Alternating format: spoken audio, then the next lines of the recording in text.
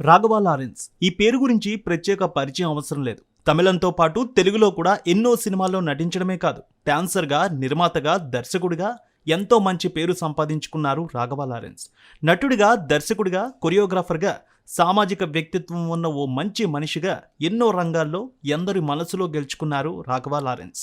Group డాన్సర్గా career మొదలుపెట్టి dance మాస్టర్గా ఎదిగి ఆ తర్వాత నటుడిగా, దర్శకుడిగా సత్తా చాటుతున్న డైరెక్టర్ రాఘవ లారెన్స్ సామాజిక సేవలో ముందు ఉంటారు. ఎందరో అనాథలకు, వికలాంగులకు తన వంతు సహాయం చేసి తన మంచి మనసు చాటుకున్నారు లారెన్స్. మరి రాఘవ లారెన్స్ రియల్ స్టోరీ రోజు చూద్దాం. 1976 అక్టోబర్ 29న రాఘవ లారెన్స్ తమిళనాడులోని చెన్నైలో జన్మించారు. ఆయనకి ఓ తమ్ముడు ఉన్నాడు. ఆయన తండ్రి ఆంధ్ర ప్రాంతానికి చెందినవారు, తల్లి తమిళనాడుకు చెందినవారు. లారెన్స్కు 2 సంవత్సరాల వయసు ఉన్న సమయంలో ఆయనకు తలనొప్పి బాగా వచ్చేది. ఎంతో ఏడ్చేవారట. ఆసుపత్రికి తీసుకువెళ్తే ఆయనకు బ్రెయిన్ ట్యూమర్ ఉందని తేలింది. అప్పటి నుంచి తల్లి ఎంతో జాగ్రత్తగా చూసుకునేవారు. ముఖ్యంగా స్కూల్కి వెళ్లే సమయంలో కూడా ఈ ఇబ్బంది ఉండడంతో స్కూల్కి చాలా తక్కువగా వెళ్ళేవారు. అందుకే ఇంట్లోనే తల్లి చదువు చెప్పేవారట. కుమారుడికి సమస్య తగ్గాలని ఎన్నో పూజలు చేసేవారు. ఎన్నో దేవాలయాలకు వెళ్ళి మొక్కులు మొక్కుకునేవారు లారెన్స్ తల్లి. ఈ సమయంలో రాఘవ తల్లికి కుటుంబంలో ఓ వ్యక్తి రాఘవేంద్ర స్వామి ఆలయానికి వెళ్ళి మొక్కుకోమని చెప్పారట. ఆమె కుమారుణ్ణి తీసుకొని రాఘవేంద్ర స్వామి ఆలయానికి వెళ్ళి మొక్కుకున్నారు. అయితే కొద్ది రోజులకే ఆయన ఆరోగ్యం కుదుటపడింది. ఆ తర్వాత లారెన్స్ బాగా కోలుకున్నారు. ఆ స్వామి వల్ల ఈ సమస్య తగ్గిందని నెలకి ఒకసారి ఖచ్చితంగా రాఘవేంద్ర స్వామి ఆలయానికి తీసుకువెళ్ళేవారట. ఆయన ఆరోగ్యం బాగోవడంతో ఆయన పేరుకి ముందు రాఘవ అనే పేరు అందుకే పెట్టారు. అప్పటి నుంచి రాఘవ లారెన్స్ అని పిలవడం మొదలుపెట్టారు కుటుంబంలో. ఇక లారెన్స్ కూడా అప్పటి నుంచి రాఘవేంద్ర స్వామికి భక్తుడయ్యారు. చిన్నతనం నుంచి డ్యాన్స్ అంటే లారెన్స్కు చాలా ఇష్టం. ముఖ్యంగా సినిమాల్లో నటించాలనే కోరిక ఉండేది. ఎక్కడైనా సాంగ్ వినిపిస్తే చాలు కాళ్ళు వెంటనే డ్యాన్స్ మూమెంట్ ఇచ్చేవి. ముందు లారెన్స్ తల్లి కుమారుడి టాలెంట్ని గుర్తించారు.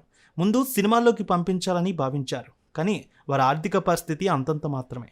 ఈ సమయంలో తమిళ ఫైట్ మాస్టర్ సూపర్ సుబ్బరాయన్కి కార్ క్లీనర్గా చేరారు లారెన్స్. ఎందుకంటే సినిమాల్లో అవకాశాల కోసం ఆయన దగ్గర పనిచేస్తే అవకాశాలు వస్తాయేమోనని చేరారు. ఇక షూటింగ్ల సమయంలో ఆయనతో వెళ్ళేవారు లారెన్స్. అక్కడ సినిమా షూటింగ్లన్నీ అబ్జర్వ్ చేసేవారు. అక్కడ కూడా సాంగ్స్ వింటూ డ్యాన్స్ మూమెంట్ కూడా చేసేవారు లారెన్స్. ఒకరోజు అక్కడ సూపర్ స్టార్ రజనీకాంత్ షూటింగ్ ముగించుకొని రిలాక్స్ అవుతూ ఉన్నారు. ఓ మూలన లారెన్స్ డ్యాన్స్ చేస్తూ కనిపించాడు. వెంటనే తన దగ్గరికి పిలిచారు ఆయన.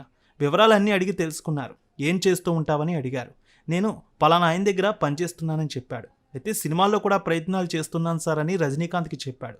నువ్వు మంచి డాన్సర్ అవుతావని ఆయన ప్రోత్సహించారట. నువ్వు డాన్సర్ యూనియన్లో ముందు చేరు అని ఆ యూనియన్లో చేరడానికి సహాయం చేశారు రజనీకాంత్. ఆ తర్వాత ప్రముఖ కొరియోగ్రాఫర్ ప్రభుదేవ దగ్గరికి వెళ్ళి ఆయనకి డ్యాన్స్ మూమెంట్లు చూపించి అసిస్టెంట్గా చేరిపోయాడు. ఆయన లారెన్స్ టాలెంట్ గుర్తించి అవకాశాలు ఇప్పించారు. ముందుగా ఆయన వెండి తెరపై 1990లో దొంగ పోలీస్ అనే సినిమాలో ఓ పాటలో కనిపించారు. అదే ఆయన వెండి తెరపై కనిపించిన తొలి సినిమా. ఆ తర్వాత ప్రముఖ దర్శకుడు శంకర్ తీసిన జెంటిల్మెన్ సినిమాలో ఎంతో హిట్ సాంగ్ అయిన చిక్కుబుక్కు చిక్కుబుక్కు రైలే సాంగ్లో ప్రభుదేవ వెనక డాన్సర్లో ఒకరిగా కనిపిస్తారు లారెన్స్. ఆయన స్టెప్స్ బట్టి మనం ఈజీగా గుర్తుపట్టచ్చు. ఆ తర్వాత మెగాస్టార్ చిరంజీవి ముఠామేస్త్రి సినిమాలో ఓ సాంగ్లో నటించారు. ఈ సమయంలో చిరంజీవికి తన టాలెంట్ చూపించారు లారెన్స్. ఖచ్చితంగా తాను ఇప్పుడు ఒప్పుకున్న సినిమాలకు ఆల్రెడీ కొరియోగ్రాఫర్స్ ఫిక్స్ అయ్యారు. ఇక నేను కొత్తగా ఏదైనా సినిమా చేస్తే ఖచ్చితంగా నీకు అవకాశం ఇస్తాను లారెన్స్ అని చిరంజీవి మాట ఇచ్చారట. ఆ తర్వాత వచ్చిన ప్రతి అవకాశాన్ని ఉపయోగించుకున్నారు లారెన్స్. రక్షణ, అల్లరి ప్రియుడు ఇలా పలు పాటల్లో చేశారు. ప్రభుదేవ వెనుక ఎక్కువగా డాన్సర్గా ఎన్నో సాంగ్స్ చేశారు లారెన్స్. ఈ సమయంలో మెగాస్టార్ చిరంజీవి లారెన్స్ని పిలిచి ఆయన ఇచ్చిన మాట నిలబెట్టుకున్నారు. ముత్యాల సుబ్బయ్యతో చేసిన హిట్లర్ సినిమాలో సాంగ్స్కి ఆయన కొరియోగ్రాఫర్గా తీసుకున్నారు. 1997లో ఈ సినిమా విడుదలైంది. ఈ స్టెప్స్ చాలా ఫేమస్ అయ్యాయి. సౌత్ ఇండియాలో సరికొత్త రికార్డు క్రియేట్ చేశాయి. లారెన్స్ పేరు మారుమోగిపోయింది. ఆ తర్వాత చిరంజీవి చేస్తున్న మాస్టర్ సినిమాకు కూడా ఆయనకు అవకాశం ఇచ్చారు.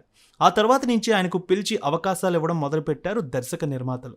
ఇలా చాలామంది అగ్ర హీరోలతో సినిమాలు చేశారు. టాలీవుడ్లో కూడా దర్శకులు ఆయనకు పిలిచి అవకాశాలు ఇచ్చారు. మెగాస్టార్ చిరంజీవి, వెంకటేష్, బాలయ్య ఇలా వరుసగా అగ్ర హీరోలతో సినిమాలు చేశారు. సరికొత్త స్టెప్పులతో అదరగొట్టేశారు లారెన్స్. ఈ సమయంలోనే నృత్య దర్శకుడిగా ఉంటూ నటుడిగా కూడా మారారు లారెన్స్. నిర్మాత టీవీడీ ప్రసాద్ లారెన్స్కు స్పీడ్ డాన్సర్ అనే సినిమాలో హీరోగా అవకాశం ఇచ్చారు. కానీ ఈ సినిమా పరాజయం పాలైంది. ఆ తర్వాత మరో 2 సినిమాల్లో కూడా హీరోగా నటించారు లారెన్స్. కానీ అవి కూడా విజయం సాధించలేదు. ఆ తర్వాత దర్శకుడు బాలచందర్ తన 100వ సినిమా పార్థాలే పరవశంలో ఓ అవకాశం ఇచ్చారు. ఈ సినిమా మంచి విజయం సాధించింది, మంచి పేరు తీసుకువచ్చింది. ఇక బిజీగా కొరియోగ్రాఫర్గా ఉన్న సమయంలో ఆయన కొత్తగా కథలు కూడా రాసుకున్నారు. దర్శకుడిగా మారాలి అనుకుని ఓ కథ రాసుకున్నారు లారెన్స్. ఆ కథని చాలామంది హీరోలకు వినిపించారు, కానీ ఎవరూ ఓకే చేయలేదు. ఇక ఓ రోజు కింగ్ నాగార్జునకి స్టోరీ వినిపించారట. ఆయనకు స్టోరీ బాగా నచ్చింది. అదే మాస్ సినిమా. 2004లో ఈ సినిమా విడుదలైంది. సూపర్ హిట్ అయింది ఈ సినిమా. ఇద్దరికీ మంచి పేరు వచ్చింది. ఆ తర్వాత స్టైల్ అనే స్టోరీ ఆయనే రాసుకున్నారు. ఈ స్టోరీలో తన గురువు ప్రభుదేవాకి మంచి రోల్ ఇచ్చారు. 2006లో ఈ సినిమా వచ్చింది.